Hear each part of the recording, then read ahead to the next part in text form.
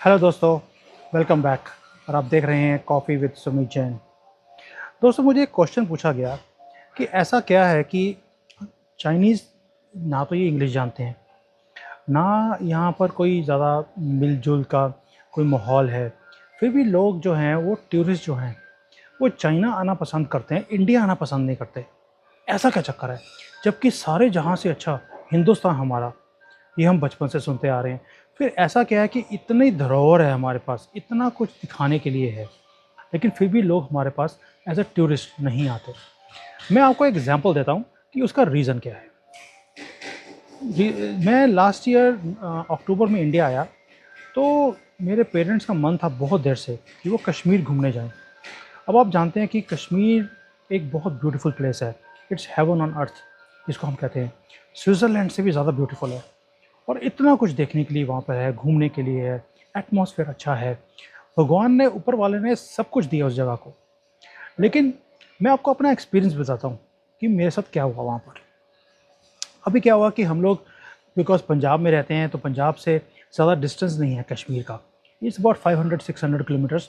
सुबह जाओ तो शाम को हम लोग पहुँच सकते हैं। और दूसरा क्या है कि जो हाईवेज़ हैं वो अभी मोदी गवर्नमेंट ने इतने बढ़िया बना दिए हैं कि आप उड़ते हो जाते हैं एक तरह से। बीच में एक छोटा-सा पैच है जो पत्नी टॉप से लेके आगे तक जो एक टनल है वहाँ तक, जो 40 किलोमीटर का डिस्टेंस है जो अभी बन रहा है, जहाँ पे थोड़ा-सा पेनफुल है। अदरवाइज़ पूरा area it is beautifully you can go. अब प्रॉब्लम क्या आती है, जब हम कश्मीर वैली में जाने से पहले जितनी पहाड़ियाँ हैं, ऊंची-ऊंची पहाड़ियाँ हैं, सारी खाली पड़ी हैं। सारे पेड़ इन्होंने काट के, जो कश्मीरी थे उन्होंने ख़त्म कर दिए।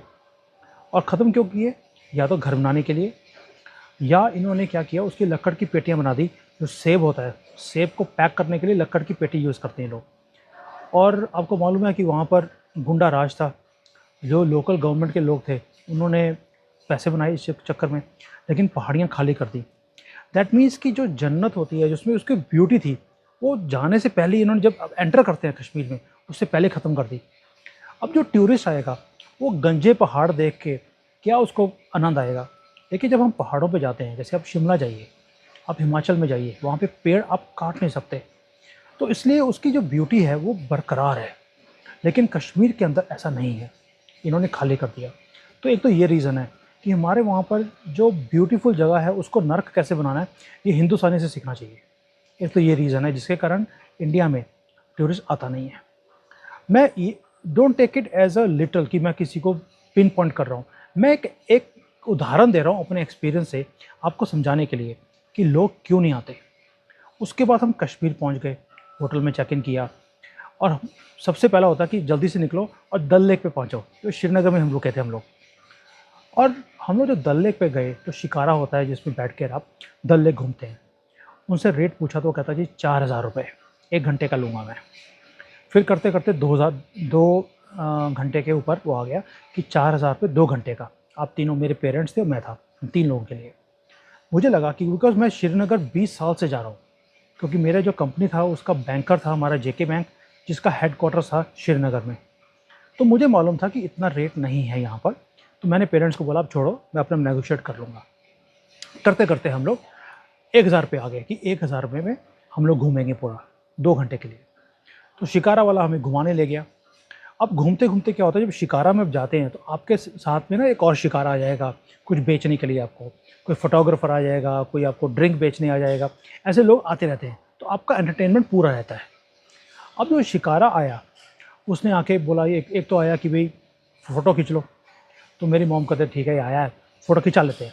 उसने बोला जी 200 रुपये लूँगा मैं। उसने क्या किया, फ़ोटो खींचता गया, वो थोड़ा सा कश्मीरी ड्रेस डलवा दिया, जो एक जनरली टूरिस्ट प्लेस पे होता है। और जब वहाँ से निकले हम लोग, तो उसने बोला जी फ़ोटोज़ हो गई है, 1000 रुपये दे दो।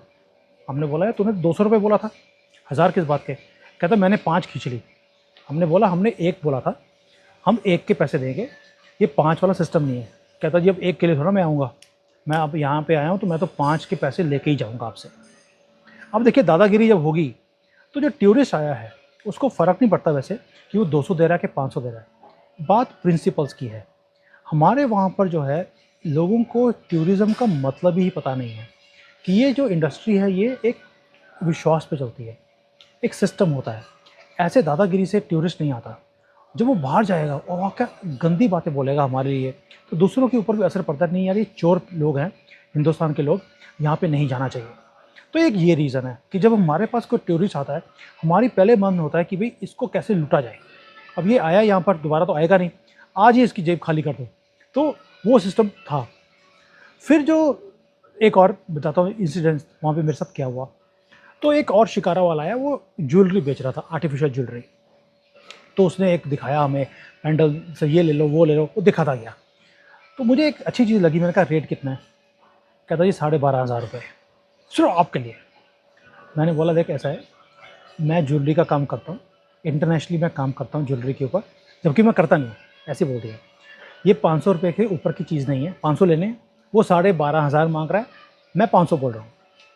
बोला सब मैं 11,500 कर दूंगा, अल्लाह कसम इससे कम नहीं हो सकता। ये बस मैं अपनी जो दुकान है उसके ऊपर मैं हाथ रख के बता रहा हूँ, इससे कम ये पैसे नहीं होंगे। मैंने बोला ठीक है तो चले जा, I will not give you more than 500। आप बिलीव करें 15 मिनट के बाद उसने बोला साहब ये कौन सा कोई लाखों का सौदा है, 500 की बात। बोला मैं आपके ऊपर निछावर करता हूँ, 11,000 मैं अपनी जेब से दे दूंगा, कोई बात नहीं, मेरे बच्चे भूखे सो जाएंगे रात को, क्या फ़र्क पड़ने वाला है, अल्लाह कसम मैं आपको दे रहा हूँ, आपकी बीवी के लिए। वो 500 में दे गया मुझे 12,500 वाली चीज़। ये दूसरा रीज़न है कि जब आपके साथ ऐसा कोई चीज़ होगा, आप कैसे विश्वास कर सकते हैं। अब उसके बाद आप कुछ भी खरीदेंगे, आपको लगेगा मुझे चीट किया जा रहा है, आप खरीदोगे नहीं। आपके अंदर एक आती है, नेगेटिविटी आती है कि मैं यार गलत काम ना कर लूँ। फिर आप दोबारा से पीछे हटते हैं और फिर आप वही एक्सपीरियंस लोगों को बताएंगे कि मेरे साथ ये हुआ। अब उसके बाद कहानी यहीं पे ख़त्म नहीं होती। फिर जो शिकारे वाला है वो हमें ले गया लोकल, पीछे मार्केट है तो पूरे गांव के अंदर, वहाँ ले गया कि साहब अब यहाँ पे हैंडीक्राफ्ट देखिए, ये देखिए वो देखिए। अब मुझे इनकी आदत का पता था। मैंने मॉम डैड को बोला कि पहली बात तो ये यहाँ पे महंगा है, सेकेंडली ये आपका टाइम ख़राब करेगा यहाँ पर, क्योंकि आप दुकान में जाएंगे एक में तो वहाँ पे आधा पौना घंटा कम से कम लग जाएगा, और इसकी कोशिश है कि 2 घंटे से ज़्यादा टाइम लग जाए ताकि ये और 1,000 रुपये आपसे ऐंठ ले। तो ये तीसरा रीज़न है कि भाई आपको गलत रास्ते पे जान के डालना ताकि आपका टाइम वेस्ट हो और ये पैसे बनाए। और ये करते क्या है, जब उसने देखा कि भी हम इसके गेम में नहीं फंस रहे, उसने शिकारा को स्लो कर दिया चलाना, ताकि वो 2 घंटे से 1 मिनट भी ऊपर हो गया तो 1,000 रुपये फालतू लेगा। ये तीसरा रीज़न है जहाँ पे हमें फील करता है कि जो टूरिस्ट है उसको लगता है यार हमें ठगा जा रहा है फ्रॉम एवरी कॉर्नर। ये चीज़ें टूरिज़्म के लिए अच्छी नहीं है। अब देखिए जो हमारे आसपास की कंट्रीज़ हैं, श्रीलंका है, आपका बैंकॉक है, थाईलैंड है, जैसे सिंगापुर है, आपको ऐसी हरकतें वहाँ नहीं मिलेंगी। जो सिस्टम है प्रॉपर बना हुआ है, हर चीज़ का रेट फिक्स्ड है, लूटने वाला काम नहीं है, इसलिए वहाँ पे टूरिस्ट जाना पसंद करता है। अब ये हो गया आपको दल लेक का, श्रीनगर का बता दिया मैंने। उसके बाद हम लोग अगले दिन चले गए सोनमर्ग। सोनमर्ग गए, उससे अगले दिन हम लोग गुलमर्ग चले गए। अब ये दोनों जगह ऐसी थी, हम नवंबर के टाइम पे गए थे, फर्स्ट वीक ऑफ नवंबर में, अभी बर्फ़ पड़ी नहीं थी। जो पीछे की पहाड़ियाँ थी वहाँ पर बर्फ़ थी, नीचे नीचे बर्फ़ नहीं थी। तो ये क्या करते हैं कि जब आप जाते हैं वहाँ पर 2 किलोमीटर पीछे ही आपको जितने वहाँ पर लोकल जो घोड़े वाले हैं वो सारे आपको रोक देते हैं कि साहब आगे बर्फ़ बहुत है, गाड़ी चलेगी नहीं, आपको गाड़ी यहीं खड़ी करनी पड़ेगी और जूते डाल लीजिए और ग्लव्स डाल लीजिए, जैकेट डाल लीजिए, वरना आप ठंड में मर जाएंगे। और वो टूरिस्ट है, दूर से आया है, कोई साउथ इंडिया से है, वो दूर बर्फ़ देखते हैं तो उनको वैसे ठंड लगने लग जाती है। उनको उन्होंने वो जैकेट्स, वो ग्लव्स, वो टोपियाँ, वो जूते रबड़ के मोटे मोटे डलवा दिए। अब वो 2 किलोमीटर आप वो जूतों से चल नहीं सकते। फिर बोलते सर आप चल नहीं सकते, आपको घोड़ा करना पड़ेगा। ये सारा 4-5 हज़ार की गेम है और लोग बेचारे वो बैठ गए उसके ऊपर, घोड़ों के ऊपर चल रहे हैं। कई लोगों ने घोड़ा नहीं लिया, हर एक की हैसियत नहीं होती। वो बड़े बड़े जूते डाल के बेचारे 2-2 किलोमीटर चल रहे हैं। वहाँ जाके देखा तो वहाँ पे कुछ भी नहीं है, वहाँ बिल्कुल सूखा पड़ा है क्योंकि पहाड़ी बहुत दूर थी। ऐसे बेवकूफ़ बनाया लोगों को। अब लोग अपने एक दूसरे की शक्ल देख रहे हैं कि हम कैसे बेवकूफ़ बन गए। अगर ऐसी इंटेंशंस होंगी, आप कैसे टूरिज़्म को अट्रैक्ट करेंगे? बल्कि हर लेवल पर धोखा, मक्कारी, फ्रेब और बेवकूफ़ बनाने का धंधा। ये मैंने आपको अपने एक्सपीरियंस से बताने की कोशिश कर रहा हूँ कि कैसे टूरिज़्म हमारे कंट्री में फैलता नहीं है। फिर उसके बाद देखिए आप क्या होता है, आप हम लोग चले गए गुलमर्ग में ऊपर की तरफ। सब ऊपर इतनी बर्फ़ है कि आप खड़े भी नहीं हो सकते।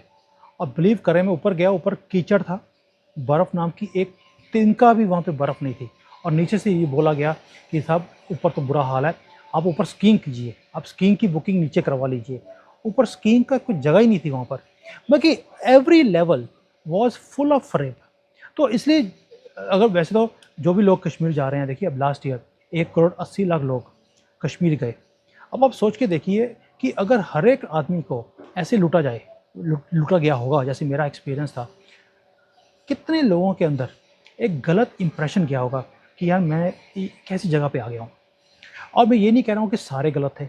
अब हम कहीं गाँव में गए, वहाँ पर क्योंकि पेड़ के ऊपर सेब लगे हुए थे, हर एक का मन करता है यार फ्रूट लगा हम चले जाएँ। तो वी वेंट टू गाँव के अंदर, जो सेब लगे हुए थे, सेब टूट रहा था उस वक़्त, पैक हो रहा था पेटियों में, आखिरी टाइम था। तो हम लोग गाँव में चले गए, वहाँ पर किसी को बोला यार ये फ्रेश तुम तोड़ के दे रहे हो, हमें 2-3 पेटियाँ दे दो।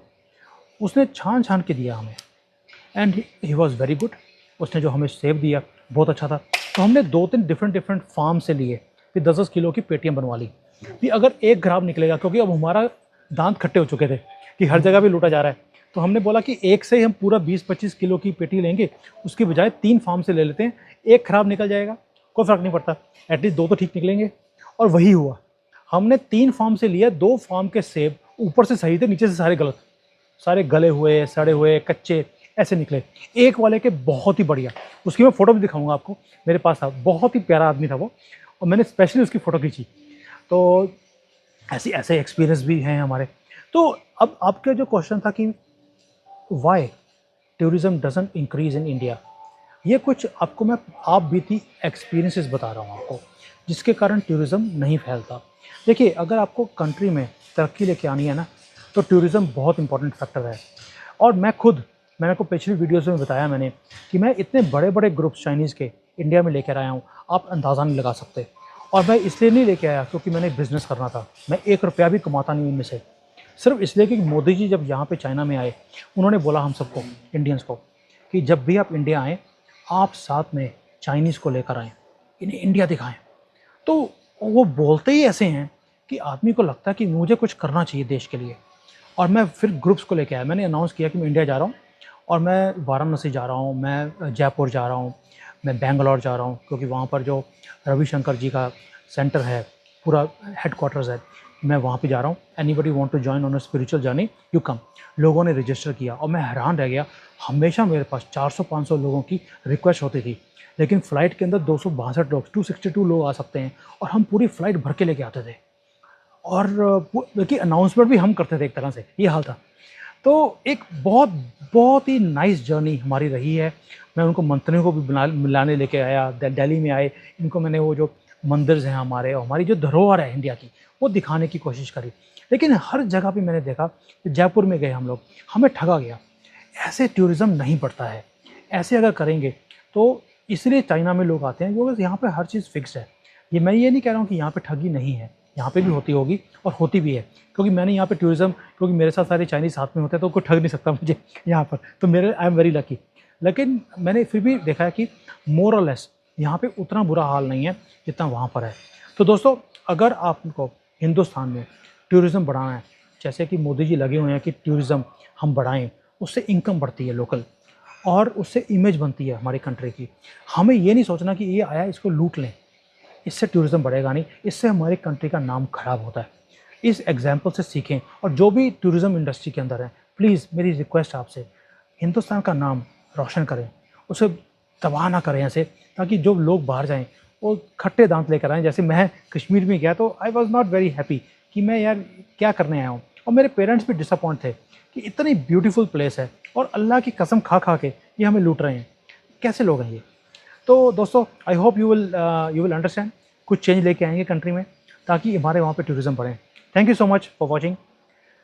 देखते रहें, एंजॉय करते रहें। जय हिंद।